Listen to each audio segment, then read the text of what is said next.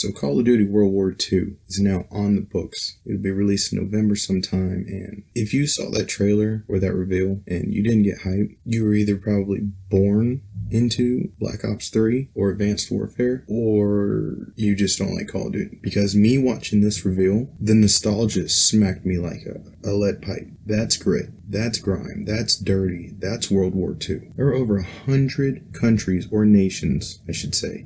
Maybe not even nations, but there are 100 groups involved in World War II. 30 or so specifically dealt with weapons and ammunitions caches and helping either the Allied or the Axis. But there was a lot to World War II. A lot of our forefathers didn't make it home because of World War II and its predecessors, or even the ones that followed. I feel like when I hear Michael Condrey and Glenn Schofield talk, the passion's there, and that's what we need. Now, don't get me wrong, Vonderhaar has passion, but I feel like he has more charisma than he has passion, and he has more insecurities than he does confidence in what he does, and I believe it shows. An example of this is zombies, Dries and Draha, however you want to say it. In the starting room, there are 5 windows. There are only 4 players, but there are 5 windows. You are instigator. There is nothing more annoying than having someone in your window or trying to steal your kills. And for the game to promote that from the beginning really says something about the concepts they believe in when they picture the game. Because if you wrote down a sentence on a piece of paper and gave it to 100 different people, they would all interpret what that sentence meant different. We all think different. We're all different. There ain't nothing wrong with that. And I know that developing these games for many different people, as well as many different people actually designing it, there's so much give and take involved, and a lot of us don't get that, or a lot of us forget that,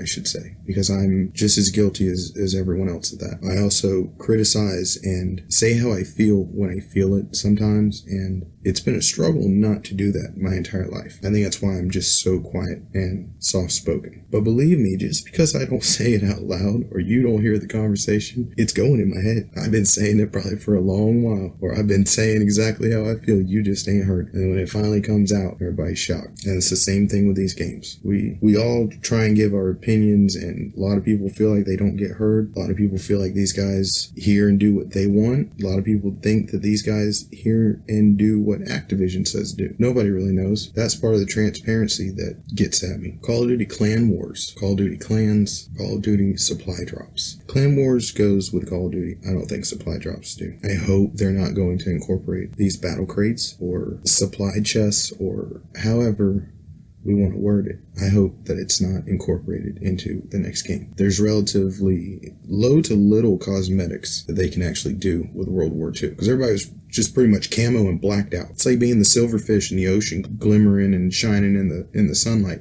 Sucks to be you. Flashing psychedelics, neons, chromes and stuff. Chrome maybe, lots of 1911s were chrome, but they blacked them out. They camoed everything. If you were seen, you were shot. So I think it's going to be interesting to see how they do the cosmetics portion of this game, as well as incorporating supply drops into it. Because I feel like at this point, we missed our mark with the Black Market Blackout, and Black Market Blackout 2.0 is the only way to actually exclude these things from the game. Everybody gets online and says, we're not buying them. This is the blackout. We'll spend our keys, we'll spend our salvage, we'll spend whatever currency you provide us with, but will not give in to your random bullcrap. And if everybody gets behind that, it will work. Things will happen, momentum will gain, and it has to start with someone. I'm hyped for the game. It was just an image, but the Nazi zombies looks amazing. Granted, it's just a picture, but if you look at how Advanced Warfare's zombies were, the maps were pretty good size, they were detailed, the Easter eggs were pretty lengthy and substantial, and I believe if there was a way you could turn the jetpacks off in Advanced Warfare zombies, that would have been a bigger hit, because ghosts and their aliens was a pretty big thing. They integrated the the teeth system, and I grinded for those damn teeth teeth just like everybody else. I probably grinded a lot more because I enjoyed actually being able to beat it. And that's another thing. We like to achieve and conquer things, but we like to be able to replay that and,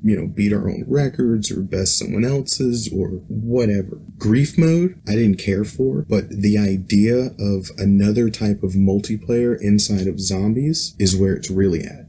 And this is where I feel Treyarch can truly shine. If they can come up with modes inside of zombies is the best way, like a team deathmatch, domination, whatever kind of thing. I think that would be really cool. 4 people, team deathmatch. It's a map and all 4 places are similar on the map, but they're not connected. And each person has like their own little square and it's team deathmatch. Go until you go down. Last one standing wins. Second, third, and it could be like a free-for-all thing. Or it could be like a grief kind of thing. I would like to see a little bit more diversity and more tactical decisions need to be made while you're playing the game in order for it to be a viable option, because not a lot of kids enjoy zombies. That's more adults.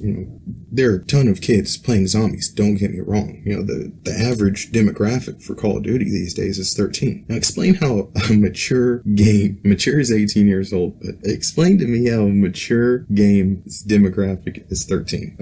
That's crap. But zombies and extra modes could really push Treyarch into a zombies standalone franchise or company or developer team, whatever. I don't really care for Treyarch's multiplayer. Like, their maps are cool, but imagine if they could just focus on zombies. You know how hype and lit that would be? Zombies with mode. Imagine trying to capture a flag while hoarding off zombies, and you got the other team that's trying to keep their flags, and zombies are attacking, and the zombies will overtake tags or something, or the flags, or the bases, or I don't know. There are endless possibilities. Putting jetpacks on freaking everything is not the answer to being innovative. False verticality in your crappy lag-infested games is not innovation. It's going backwards. We have all these devices, these smartphones and tablets and laptops that are just walking feats of science miracles, and yet we're still dumb as crap. If you don't learn something from what you did or learn from a mistake you made, that was in vain, that's a sin, and that's ridiculous. Knowledge is power. World War II is hype. Loot crates in it, supply drops in it, it's probably gonna be crap. The connection, it better be good. Where are the dedicated servers at? Yeah, nobody asked that. Where was Mr. Darlick on that? Nope. Flipping cucks.